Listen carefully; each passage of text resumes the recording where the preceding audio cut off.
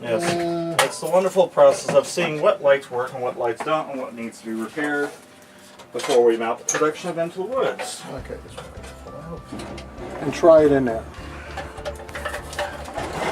Alright, this is a brand new bulb, so we'll know whether... 17. There you go, try this one. Let's see if it works. Nope. No, this one's it's bad something. Yeah. Good. What does that put us up? 15? Yeah. Into the woods just needs a lot more lights in certain areas than most productions. Our normal numbers for lights is like 60 to 70. We're probably going to be like, at least 90.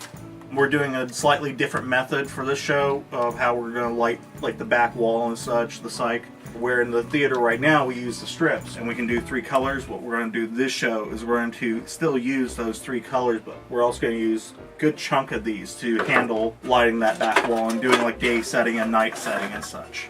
So it all depends on the show. Some of them need a lot of lights, some of them we can handle off our main bundle. Like Cinderella we didn't do a lot with. Yeah, Cinderella we didn't do a lot. Shrek we didn't add anything to. No, and when you get to a straight play, they may need not as many as these lights, but they may need a lot to do like anything that's outside a window, trying to recreate the daylight, nighttime. This is actually the chandelier from Spamalot and Nutcracker every year. And I revitalized it here. It's got the normal flicker bulbs, so it looks like candles. And then I added strobes into it, so for the scene where it explodes, it'll go all flashy, and then make it look like the bulbs are blowing out. So it's got some strobe effect. So 2 channels of wiring going to it.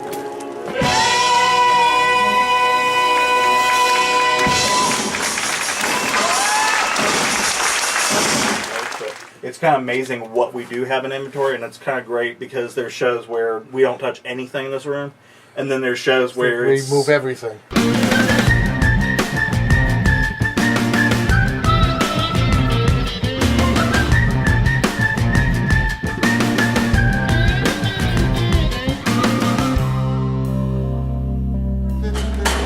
The most tedious and hardest part is not sometimes the light design and the plot, but it's picking all these bulbs up and moving them from the shop to the stage and then hanging them up. After that, lighting becomes simple. Then you stand on a ladder, focus, and it's done. And everybody says, ah, how beautiful that show is. But this is the work.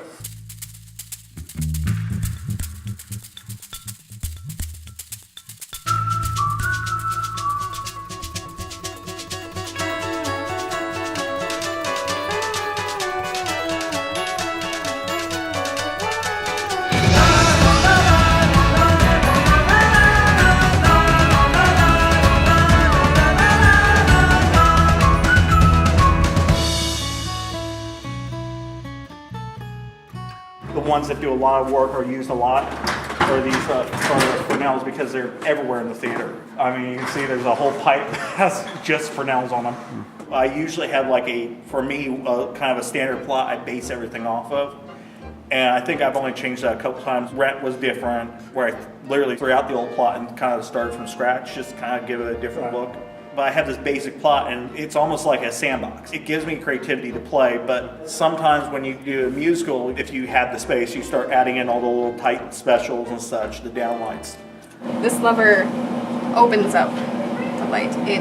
This is what casts it onto the people. This one here makes it smaller, so you can close up on people. And it adds a really nice artistic detail. When there's a scene that requires more of a personal touch, when you want it to be more subtle, you can focus on a very small part of a person and it just makes it a little bit more interesting, adds an artistic touch. And this makes it dimmer. Or, well, I mean, it doesn't make it dimmer. It kind of like flattens out the spot so you can get like a very small portion. It's good for dark scenes, like during the fight scene between the Black Knight, because I needed to match that third spot there. Being able to follow people and anticipate where they're going to go, it takes a lot of thought ahead, and you have to be very present, and you have to be paying attention the entire time that you're using it, or else people will walk out of the spotlight and it's going to look weird. Studying this is kind of like studying people. You kind of have to know what people are going to do when they're on stage, how they're going to be talking, what you want to accent. programming, it's just as challenging. It's a different sort of challenge. Each one has a number that's given in the system, and then what I'm doing is I'm telling the board where that number needs to be in relation. It's easier to remember not where a light is, but what a light does, like what it's lighting and what color it's in.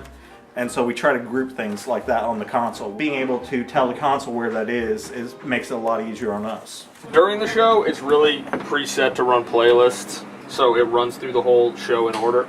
Setting it up, though, is what takes a while, because you have to set up each individual light on different cues. Once the cues are set up, though, then it's just a simple matter of going through the show step by step by step. So what's up with the Canadian flag? That's the go button. That's what goes to the next thing in the playlist. Is that like the only button you press during the show? Pretty much. If you're skillful with your lighting, you can create drama appropriate to the script.